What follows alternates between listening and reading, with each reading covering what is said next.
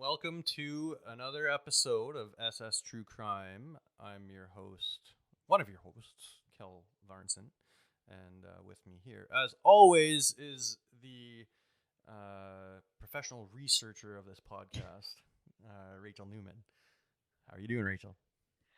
I'm good. I don't know if I'm a professional researcher. I have way too much time on my hands and Google. Just don't Google any health concerns, because usually that ends up with Google telling you you're probably going to die. So, WebMD. yeah. Don't they have an app now? I need to get that. No, you don't. It's bad. So I'm pretty fired up about the calls that we had with who we're speaking about throughout this podcast and maybe the next, and who knows? There's so much that we have. It's we've got hours of material, so we'll pare it down a little bit. But I was blown away by just speaking with someone like Wild Bill, and it was riveting. The good, the bad, the ugly. It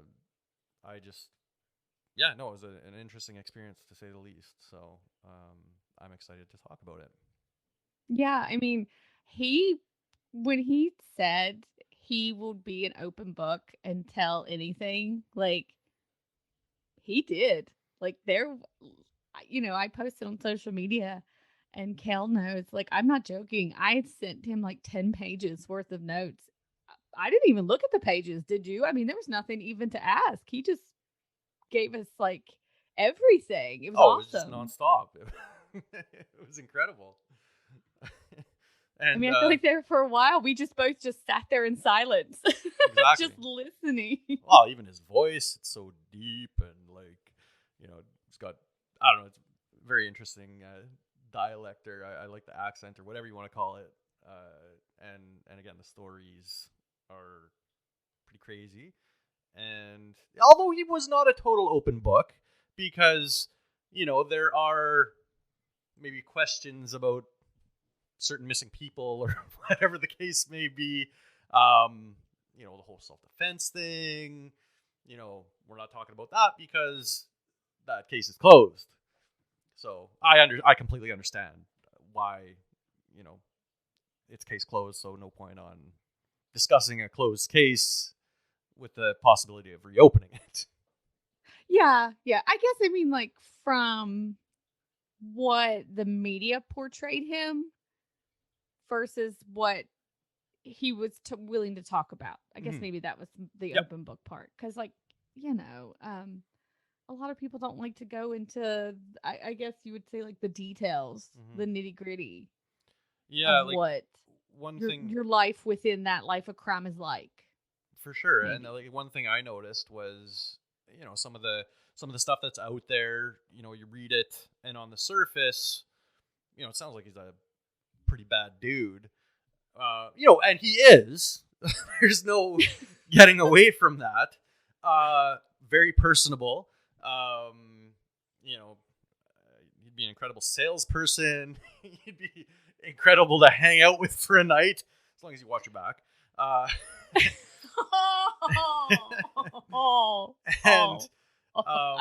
don't even have a comment for that one. But what I'm thinking is, just off the top of my head, you read and it's like, oh, he's a part of this right-wing group of neo-Nazis. That's the information that you get when you're scratching the surface from what you're finding on the internet. But he certainly explains it in a way that is believable and makes sense. And I don't really question it after he says it. Like, I'd love to know more about it and dig deeper, but the way he explains things, it sounds legit. Yeah, like you said, it's very believable. I was kind of on a fence because I did read one quote about him, and it was that he was an quote unquote ultimate manipulator. And so I think in the back of my mind, I was always like, is it all true? is it all kind of like a twisted manipulation? Yeah, he manipulated me because I believed it all. I guess I just like skip. But I mean, when we first talked to him, he reached out to us. I remember I actually got a hold of you and I was like, I don't think this is real. Do you know who this is? And I remember you were sending me like Dateline and podcasts and you're like, holy crap, do you know who that is? And I'm like, no, I don't think I believe it. And I was blown away because there's a podcast called Minds of Madness that I listen to, and I think a couple months ago his story literally aired, so I was just like, holy crap, like I listened to that podcast and it was like, wow, that's pretty wild stuff. So it was pretty interesting that I was familiar with who he was. And then didn't he say he would offer proof or something that this is him? I don't know. Yeah, he sent us proof of who he was. And so I mean, it's him. And I mean, if you follow us on social media, I've tagged him. He has his own page and shares his own information. So I've tagged him. You can find him. It's really him. Like, legit. So. Yeah. It's a private page, right? Like, his page, it's not public, right? Like, you have to request, like on Instagram, for example. I think you have to request him. I'm not sure. So, as long as you're comfortable requesting, doing a friend request or whatever on Instagram it is with I know he's being called a serial killer. I know his Facebook you have to request. Right, but even Instagram, I'm pretty sure that you have to. It's not a public page, so you have to allow him to, or you have to, hit the request or the follow button, and then he has to approve you. So he can take a look at who you are before he decides whether or not he wants to allow you into his Instagram world. I mean, I can't blame him. I mean, he's also going to be a little bit careful. Yeah. No, I get it.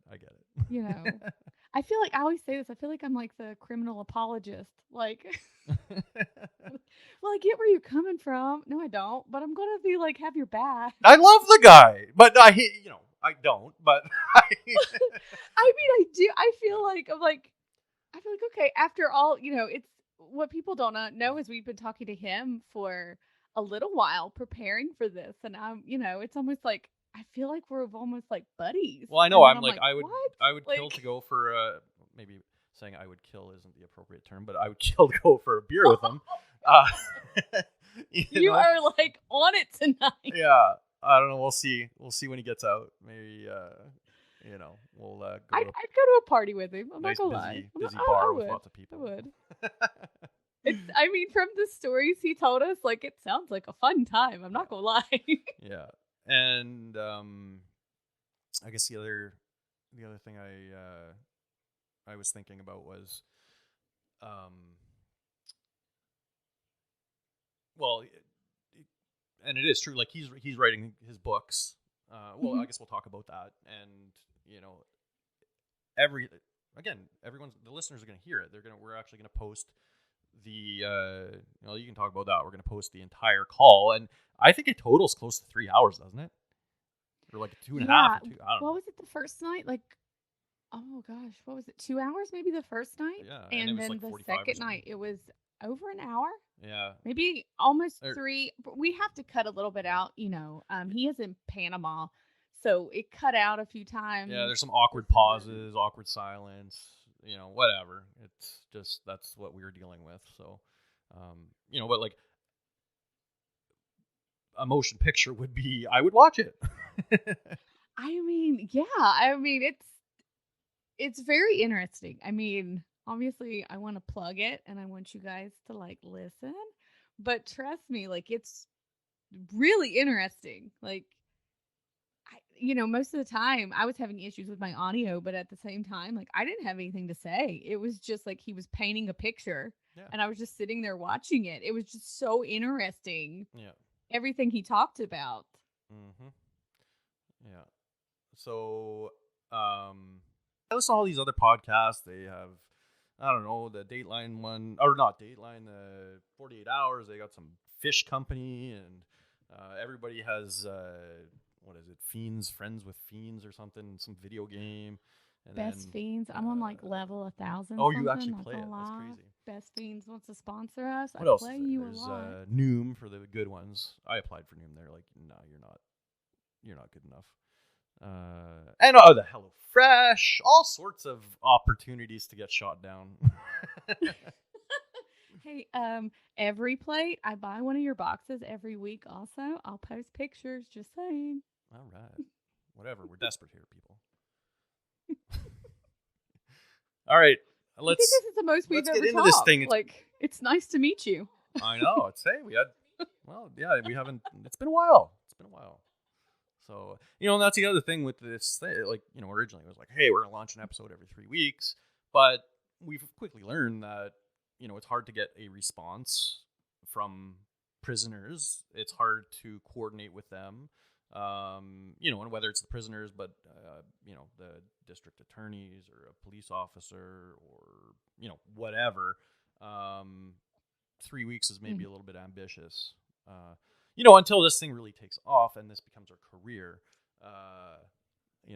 We got our day jobs, so okay. Let's do it. Well, and I just want to say real quick, I actually even wrote this on my notes. I have to let everybody know how awesome Kel is at doing interviews. Just FYI. Should have mentioned that before. He Really? killed the interview. Quick on the draw. Knew what to ask. Aww. I'm telling you, like, it was, I'm blanking, and I'm like, and you were just like, man, on it. What went next? How to make the conversation. I was just so riveted. Like, the wheels were turning. So good. You did so good. Like, I'm not just saying that. Like, I publicly made a note because I was like, I didn't publicly make a note. I wanted to publicly say that I want everybody to know how awesome he is at interviews. I'll Google anything. You interview everybody. We make a great team. Deal. You're welcome. But, well, if you don't know already, we are talking about Wild Bill, better known as William Holbert II. And he he doesn't like the name serial killer. He did tell us that. He is one. By definition. He is one. But, he'll explain it how he's and not. I just want to go ahead and let people know what we've got kind of set up tonight is kind of going through everything the media. So everything the media has portrayed him as, said about him, the storyline. This is where all of this comes from. And he dispels it, or he says, yeah, that's right. No, that's not right. But we wanted you guys to kind of have an idea, if you haven't heard about him or read as much about him, seen, listen to podcasts, whatever.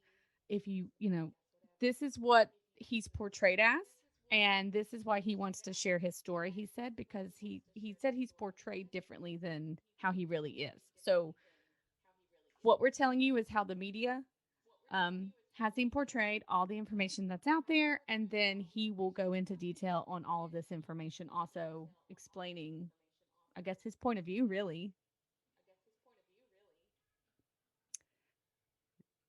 Whether it's the truth or not, I think so. I mean, I feel like calling him like, oh, Uncle Bill. It is. I mean, like you said, because I was like, do you think it's all the truth? And like you said, you're like, there was never a missed beat. There was never.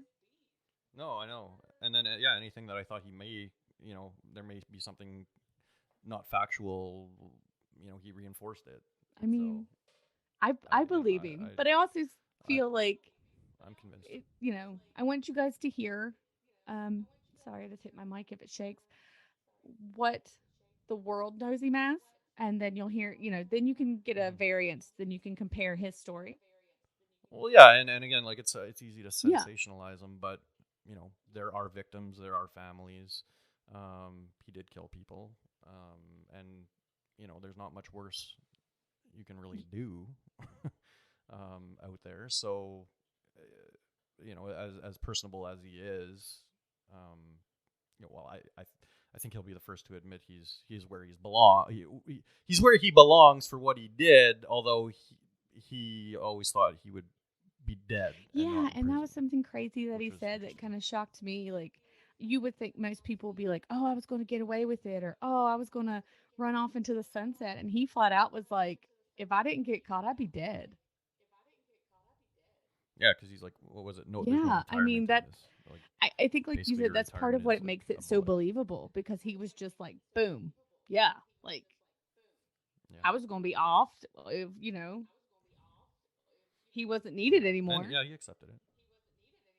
Yeah. About his backstory, and then we definitely want to tell you about the victims so that their stories are also told. But again, there is a little bit of conflicting information out there on them. So we've kind of just narrowed it down to the bits, you'll hear the most about them. So Bill himself was born in North Carolina in the United States. He currently is housed in a prison in Panama, and I am not even going to attempt to say that name. I will butcher it.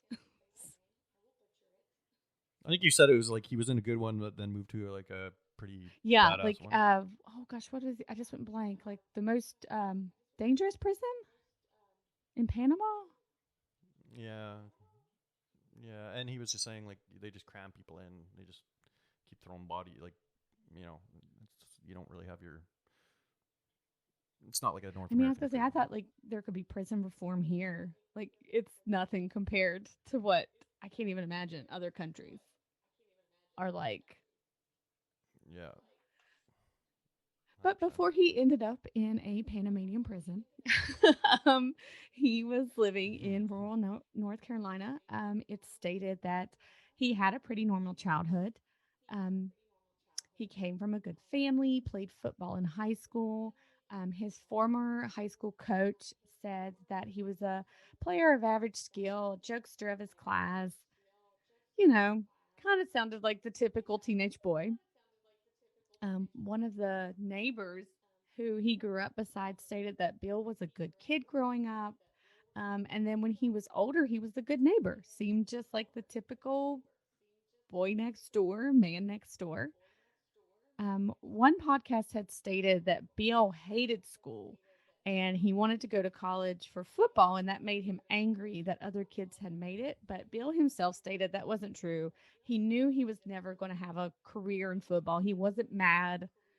It wasn't like the chip on his shoulder that led him down the life of crime because he didn't make it college football. Well, it was funny because I think he said, I wasn't big enough, but you see pictures of him and I videos of him, and know, he's a like big you would guy. think, like I would be afraid if he was running down a field at Yep. me. I would just here's the ball. Yeah. Yeah. Take it. But as an adult, Bill did start a group, and it was named the Southern National Patriots, and it was started in 2003. Now, correct me if I'm wrong, he described it as their own type of political party. Yeah, and he readily admitted that it would be considered, you know, right wing, conservative kind of thing. And that's fine. There's right wing And parties it out was there, I guess, mainly against, as he there was are like left wings. immigration. And the U.S. is, Yeah, and illegal immigration. I think he stressed that, right? Because he was saying like, I think he was essentially saying like, you know, jumping through the hoops or whatever the legal immigration process is. I don't think they really took issue with that. Um, I think it was the illegal immigration. He said that they were mostly, that was one of their major platform topics. so they had their group, and but they were accused of being neo Nazis. And the NAACP was one of the people calling his group a Nazi group. In one podcast I listened to, it was stated that Bill would stand in front of his storefront, which was set up downtown of the town he was living in, and he would stand outside with a megaphone yelling and handing out pamphlets, spreading this hatred. And he dispelled all that and said it's not true. He never stood on the sidewalk with a megaphone.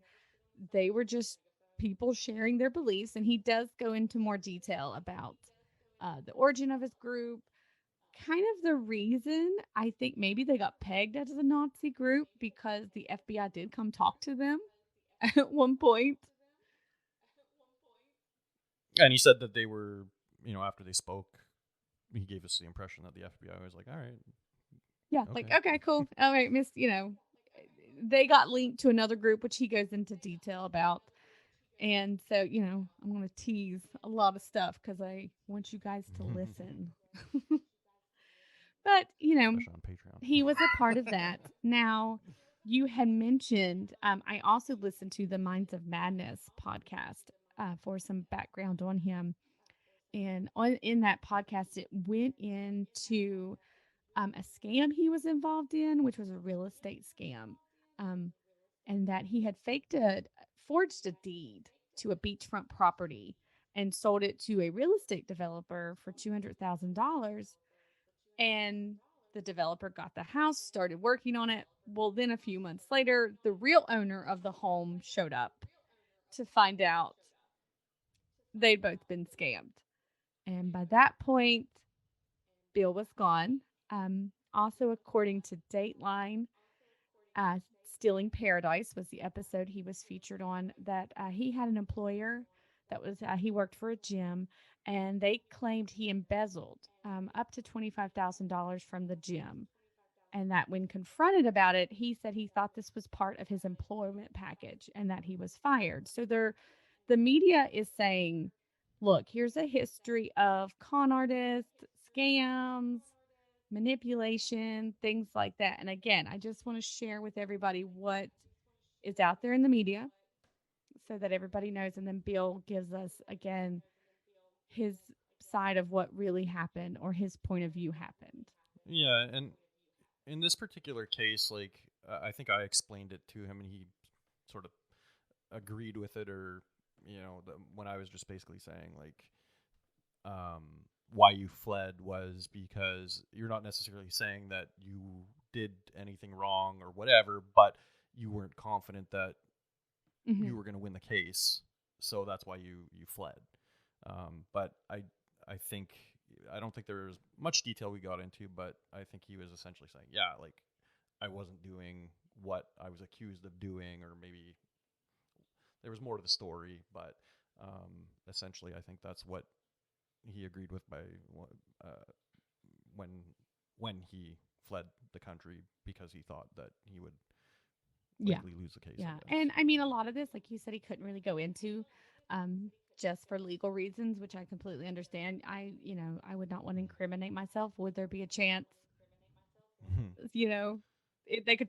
And you think like this was quite a while ago. Like something like that, there's got to be a statute of limitations on. Like you would think maybe. I'm sure you'd have to talk to a lawyer or whatever, but we're talking what? Yeah, because so he left in 2005. And that's actually when his group, the Southern National Patriots, was disbanded when he left. So quite a while ago. Again, I only mention that because that's just part of the narrative that the media portrays him as. So I just wanted to put all that out there, that this is all the information that's out there about him. And then so everybody, then he can say his side of it. So I'm not saying either way, like, oh, yeah, I totally think he did it. Oh, yeah, I totally don't think he did. Just that's what's being reported. I feel like the deed thing, without having any knowledge on the particulars, yeah, something smelled a little foul there. Yeah. Like thinking he did do it? Yeah, and I think that's why he fled. I can see that. I mean... but whatever. We'll go with, he didn't think he would win the case or the criminal case. And I mean, here I come being my apologist again, which I'm like, that's pretty dang smart. If it's true, like, I mean, again, not that it's okay, but that's pretty dang smart. Well, and I wonder what if he was convicted, like, for something like that, would there have been that serious of a sentence, even maybe no jail time for something like that? I don't know. Like, it's not like he committed murder. Goodness, that's a good question. I I would say he would at least get jail time. I mean, I would think, and again, I'm not sure, would it be like a money amount? Like past a certain amount, it's a felony. Under a Like certain amount, it's a restitution or something. misdemeanor. So that's how they're going to gauge. Yeah, I'm sure there is dollar figures with that, but there's always plea bargains or whatever, and it always seems like white collar crimes, especially maybe less so now, but back then, it seemed like white collar crimes weren't necessarily punished as much as they should have. Treated, I don't know, I almost say unfairly compared to call it what, blue collar crime? Is that how? I don't know.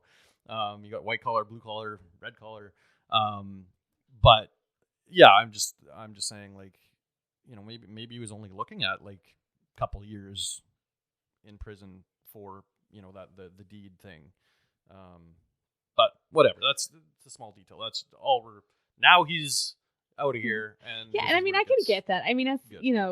if you were looking at prison time, it could just be a fear of doing prison at all. I mean, I get terrified. Like, the cops pull me over. I'm like, oh my gosh, this is it. They're taking me in. And it's like, ma'am, your tail light's out. I'm like, oh, just cuff me. I know I did it. Like, just the fear of being arrested at all. Maybe something like that. But again, like you said, there could be so many factors leading up. But like you said, here's where we get to where he is today. He did flee the U.S. and he fled with his girlfriend at the time, whose name was Laura Michelle Reese. They met in North Carolina and they fled the U.S. together, and they changed their names. And this is the one thing I meant to ask him, and I'm going to have to ask him now is they went by the names Bill and Jane Cortez, which I, because of my obsessive Googling, came across Wild Bill and Calamity Jane, which he said, nope, that was just a coincidence. And I was, I got excited, thought I found like a little tiny nugget of something special nobody else put together. But no, it's just, I need to get off Google. So. Well, one of us has to do the research. Yeah, when the one of us that's not sleeping at 3 a.m., I got you. And I'm sorry, guys, Yeah, I'm yeah. so tired tonight. So I hope I'm keeping it together. Okay. But so Bill and Laura went on the run together, and they went as Bill and Jane. And, they ended up in Panama. And Bill really gave us um, a lot of detail into kind of what happened between leaving and ending up in Panama, which I feel like for me, I don't even really want to touch on. Just listen to the interview with him. Like, I don't even know that I could do his stories justice of what he was doing in between and the craziness kind of he got himself into. Right. Like, is it worth mentioning about it wasn't one of the first things he was doing was like the trafficking, Do you want to or give like a few clues were you as going to to mention that? what Talking about. he was up to in between U.S. and Panama? No, I don't. You guys No. said yeah. Well, no, I think this is the time where that's sort of like the major, that's a major part of what he was doing when he first got there. He got swept into this. He was driving or he's piloting a ship or whatever. He said he had like a Mhm. license to do it, and he so yeah, I think he was saying it was like people from China. They'd get trafficked down, to whatever, South America, Central America, and then up to. He said he didn't even know actually where they went after he did his leg with them, but um, yeah, it was. He did mention. I think he was saying like it would have been a very very serious jail sentence had he got caught doing that. Um, and I even think he said maybe 50 years. Um, so yeah, I just thought that was worth mentioning, and yeah, I think that definitely happened before um, the other stuff And the during other this stuff time is when he came. kind of became mm, the collector of debts. Was that how it was put? Yes. Yeah. And I think, yeah, and it almost happened accidentally, right? The way he explains it. And it was just, it's always a guy in a bar. That's how every story starts. Yeah. And the guy was owed like 25 grand, and this guy wouldn't pay up. And Bill was like, all right, give me his information. I'll go get it. And sure enough, he went and got it very quickly. And he got the 25 grand back, and he said that he was given 12 of it. He wasn't expecting 12 of it, but he was given 12 of it, and the guy kept 13 and was happy. And then things sort of snowballed from there, because then I think introductions were made. I guess from there we go to that powerful country club. He was good at what he was doing. And word was getting out, and people were availing themselves of his services. And that country club sounded pretty. I think he named it. I don't remember what the name of it was, but it sounded, all the movers and shakers, whether they were good guys or bad guys, judges, lawyers, maybe even drug dealers, like the who's who in that region would be at this very hoity-toity club. And I believe he even said he had a place on the 17th floor. Yes, that's right. I almost forgot that. So he was, I guess he was living there, and then again collecting. And I remember him specifically. He was talking about the judge who asked him. The judge's daughter was seeing somebody that he didn't approve of, and asked Bill to essentially make sure that the boy would not be seeing his daughter. And I thought it was a pretty big payday from what I remember. I thought that he got quite a bit of money for it, but he went, and I think he even said like he literally made the boy call and break up with the girl while he was there. And it sounds like they didn't live happily ever after. I think Bill's threats I think worked. a lot of fathers would actually call probably once they hear this and be like, is he still available? My daughter's dating somebody I don't like. I need his material. But I mean, he definitely want to definitely listen to his interview. He gave us some stories of what he was doing were funny. He was a therapist for a while. I cracked up. His stories, definitely, he's a very good storyteller, and it was so riveting. I'm telling you, they're funny. I was dying laughing at that one. The why.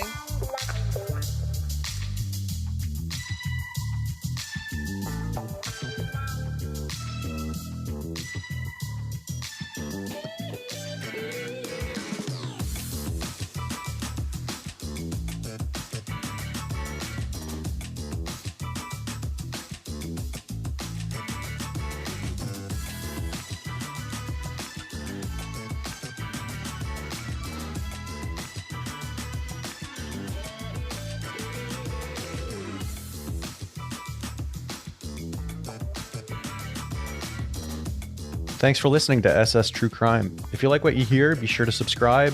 Maybe give us a 5-star review on Apple Podcasts. Tune back in every 3 weeks for a new episode. If you'd like to get in touch, feel free to reach out. Instagram, email, Twitter. Just follow the links in the show notes and you'll find us. Until next time.